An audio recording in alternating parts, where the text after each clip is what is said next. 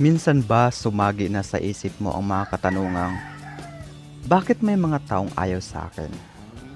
May mali ba sa akin? Pangit ba ako? O sobrang pangit ko ba? Ayaw ba nila sa ugali ko? Bakit iniiwasan ako? At hindi pinapansin o binibigyang halaga? Hindi ba ako kaakit-akit? Hindi ba ako karapat-dapat? Kapalit-palit ba ako? Bakit lagi na lang akong bigo?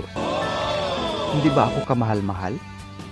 Sigurado marami sa atin ang ganitong mga katanungan sa buhay.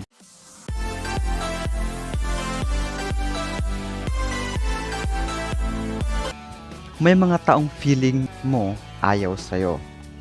Naisip mo, bakit kaya? Sa itsura ko ba? Sa amoy ko ba? Masyado ba akong madaldal? Or boring ba ako kasama? Kung sa tingin mo mas kaakit-akit sa kung paano mag-ayos o magdala sa sarili, maaaring sa personal development mo yan, baka kinulang ka sa linis o sa forma. Pero kailangan mo rin matuto kung paano ang tamang pakikitungo sa kapwa para maging kaakit-akit ka sa iba. Social skills, kumbaga, 'di ba? Ayon nga sa kasabihan, ang itsura ay nagbabago o naluluma, pero ang ugali ng tao ay panghabang buhay. Ang ugali ay ugali talaga, hindi nagiging itsura. 'Di ba? Mapabata man tayo mag-asawa or single, dapat walang tigil sa pagpapa-improve sa sarili. Alagaan natin ang ating sarili, 'di ba? Maaring sa personality development or sa social skills ang ating ipapa-improve. Napakasarap kasi sa feeling ang may mapansin tayong improvement sa ating mga sarili. Once na mag-improve ang isang tao, either umangat ang buhay, yumaman, gumanda, gumwapo, naging sikat, nag-improve siya sa lahat ng aspeto sa buhay. 'Di ba halos ng tao nga nakakilala gusto maging kaparte ng buhay mo. Ganon ang magiging epekto nito. At narito ang mga tips or mga paraan, advice para maging attractive tayo sa iba. Una, makipaghalubilo or socializing. May mga tao kasing introvert, hindi natin mapipigilan or masisisi yan. Kasi iba-iba tayo ng pananaw sa buhay, pinagmulan, experiences. Kaya may mga tao talagang ganon, introvert o yung mga taong hindi mahilig makipaghalubilo. Sanayan ang sarili na humarap sa ibang tao. Kailangan mo mag-effort para mag-improve ang social skills or yung socializing o pakikisalamuha dahil yan ang paraan para makipagkaibigan. Di mo kailangan baguhin ang pagkatao mo. I-improve mo lang ang social skills mo kung gusto mo na maging kaakit-akit sa iba. Kadalasan kasi, pag may sarili kang mundo ay mapagkamalan kang suplado, kaya aayawan ka ng mga tao.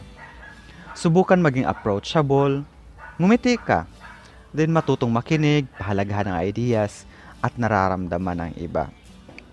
Tapos matutong umintindi sa iba. At huwag masungit or huwag sumingit pag nagsasalita ang kausap mo o yung mga kaibigan mo, kakwentuhan mo. Magbiro paminsan-minsan. Tapos para hindi malungkot ang samahan. Yung biro na hindi naman nakakasakit, 'di ba? Respetuhin ang iba at kagustuhan nila.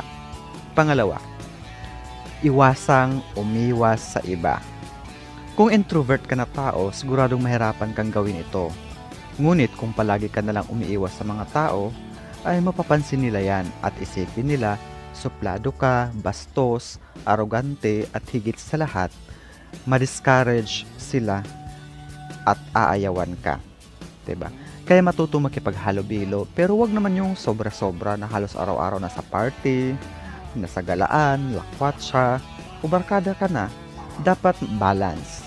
Maglaan ka ng oras para sa iba at para sa sarili mo. Pangatlo, maging kalmado. Ang pagiging kalmado o pagpipigil sa sarili lalo na sa mga stressful na sitwasyon ay malaking tulong sa iba, lalo na sa sarili natin, 'di ba? Huwag padalos-dalos sa nararamdaman kasi nakakasira ng relasyon at samahan kung mabilis kang magalit, masakit magsalita, at saka no choice of words ka kung ano na lang pumasok sa isip mo, ilalabas mo, sasabihin mo. na hindi natin alam na nakakasakit na tayo. Dapat piliin natin yung mga bibitawan nating salita. Choice of words, di ba? Take a deep breath para pakalmahin ang sarili, then continue. Ang taong marunong mag-control sa sarili ay hinahangaan at mataas ang respeto ng mga tao. Sa pamamagitan niyan, magiging kaakit-akit ka sa iba dahil mapapabilib sila sa katatagan mo at pagiging professional. O, diba? Pang-apat, huwag mapanduda. Huwag pagdudahan ang sariling kakayanan, pero hindi ibig sabihin na magpaka-perfect ka na dahil feeling mo, ba't ko pagdudahan, diba? So, lahat ng alam ko, sigurado akong tama. Hindi, huwag naman ganon. Hindi ibig sabihin magpaka-perfect ka na. Ibig sabihin nito ay tigilan mo ang pag-aalala o pag-iisip sa mga negatibong bagay tulad ng, karapat dapat ba ako? Kaya ko ba ito? Sapat ba ako? Kung confident ka sa sarili mo, that means you are fully aware that you are smart enough, capable enough, attractive enough, naks, sana all, panindigan mo kung ano ang mga dapat gawin or yung mga panindigan mo, dapat kung ano yung nasa isip mo, kung ano yung pinitawang mo salita na alam mong tama, panindigan mo, huwag pabago-bago ang isip. Kung alam mo magdala sa sarili, maging isa kang magaling na leader at hahangaan ka ng lahat. At syempre, magiging attractive ka sa mga tao. Number 5, maging positibo. Positibo ang pananaw sa buhay. Maging positibo. Maging positibo ang pananaw sa buhay dahil ang pagiging positibo para mapa-improve natin ang ating sarili. Kasi kung negatibo tayo, puro na lang negatibo na sa utak natin, yan ang hihila sa atin pababa, di ba? Iwasang mareklamo para hindi turn off sa iba. Pag puro reklamo na lang kasi at wala tayong ginawang solusyon, ay magmukha tayong kawawa at mahina. Maging attractive ka sa iba kung positibo ang pananaw mo sa buhay at di mawawalan ng pag-asa, diba? Pang-anim, iwasan maging agresibo. Iwasan maging bossy at huwag kontrolin ang buhay ng iba. Kung perfectionist ka, huwag kang magalit basta-basta na lang kung hindi nasusunod ang gusto mo mangyari dahil ang mga pag-uugaling yan ay turn off sa iba at iiwasan kanila, diba? Kung halimbawa naman leader ka or boss ka nila, hindi naman masama na ipagpilitan or gawin nila or ipagsiksikan mo sa kanila na kailangan gawin to dahil nga boss ka at saka ikaw ang nakakaalam at saka ikaw ang namumuno kaya karapatan mo yon. Pero hindi ibig sabihin na maging violente ka sa mga nasasakupan mo. So, irespeto ang iba kung gusto mo na irespeto ka rin nila. At hindi lalayuan o iwasan ng mga tao. Yung iba kasi, pag mataas yung katayuan sa buhay, mataas yung posisyon, feeling entitled na. Huwag ganon. Isipin natin, laging nasa tama lang dapat. Manner pa rin. Ethics, di ba? Good manners. Hindi porket mataas yung ating posisyon, feeling entitled na tayo na yung boss, tayo na yung mas angat sa iba. Pantay-pantay pa rin, di ba? Para magiging harmonious ang ating pamumuhay, maging masaya. Good vibes lang.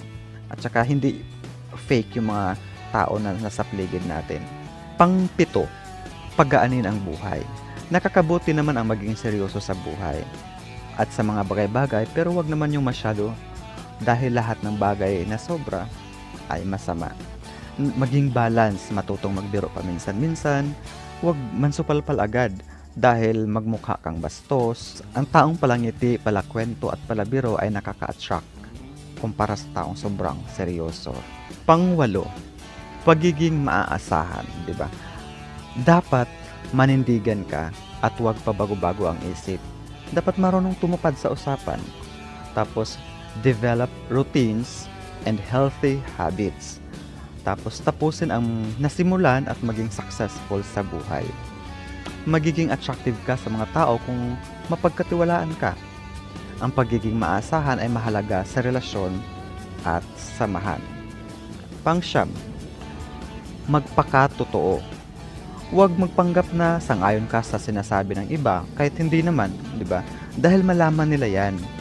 Ipahayag ang saloobin at pananaw sa magandang paraan, di ba?